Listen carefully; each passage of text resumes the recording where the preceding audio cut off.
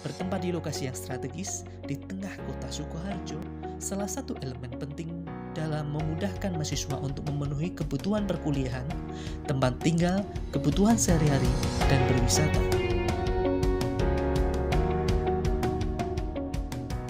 Program studi pendidikan yang menciptakan tenaga profesional siap kerja untuk membantu individu yang memiliki masalah pribadi, hubungan sosial, belajar, dan karir.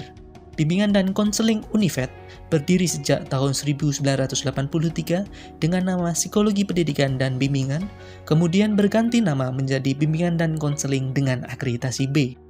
Lebih dari 1.800 alumni lulus dari BK Univet dengan mayoritas sebagai guru, pengawas pendidikan, dan kepala sekolah.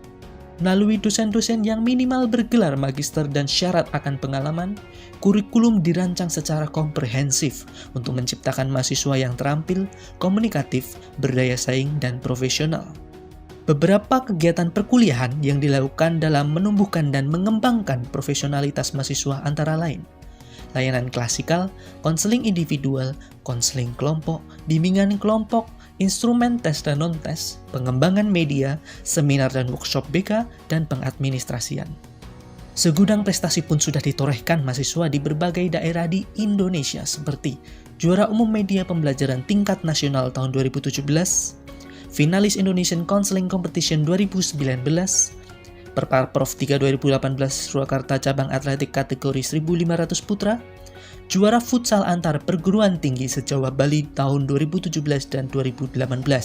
Munculnya prestasi salah satunya dipengaruhi oleh terpenuhinya fasilitas dari bimbingan dan konseling seperti laboratorium bimbingan dan konseling terstandar, ruang mikro teaching terstandar, ruang kelas yang nyaman, perpustakaan pusat dan prodi yang memiliki lebih dari 8.000 koleksi buku cetak maupun elektronik, ruang dosen, dan unit pengembangan karir dan alumni. Selain itu, masih ada fasilitas umum seperti parkiran yang luas, lapangan untuk berolahraga, dan berbagai unit kegiatan mahasiswa sebagai wadah pengembangan diri mahasiswa.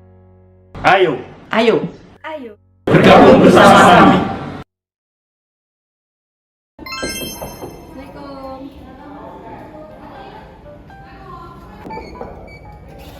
Silakan masuk.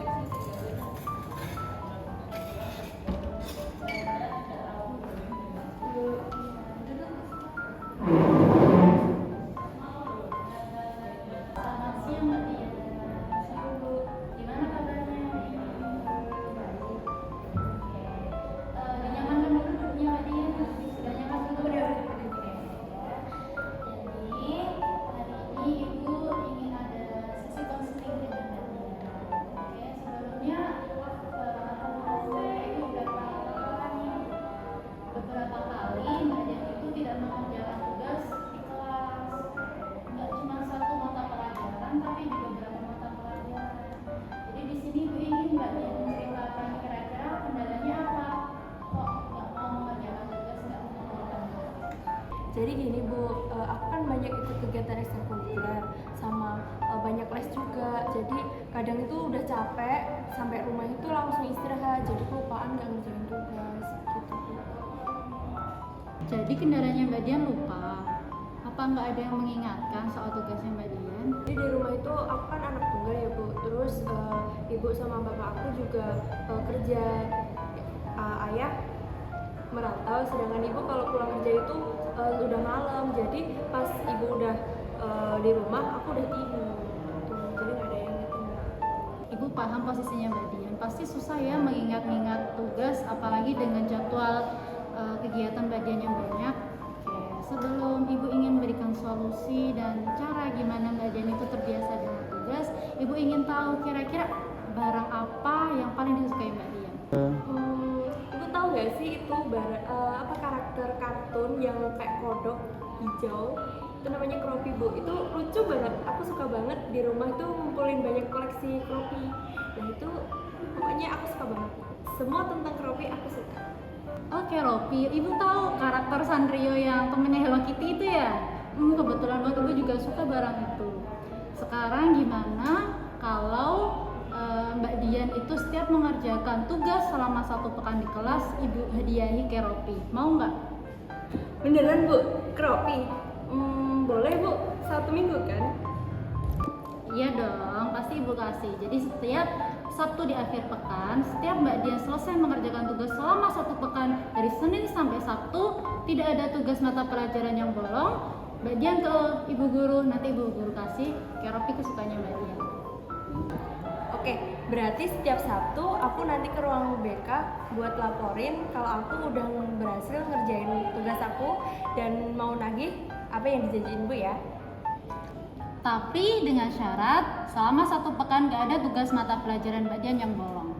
Baru nanti Ibu kasih. Tapi kalau misalnya ada 1 mata pelajaran yang Mbak Dian gak mengerjakan, maka janji Ibu batal.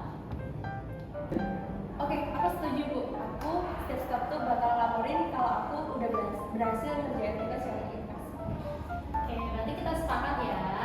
Karena ini antara kesepakatan kita berdua, Ibu pengen Mbak Dian jujur soal ini. Jadi kalau misalnya dalam laporan nanti Mbak Dian ternyata bohong, Ibu tanyakan ke wali kelas, ternyata Mbak Dian tetap bolos dalam mengerjakan tugas mata pelajaran, maka nanti janji Ibu bakal batal.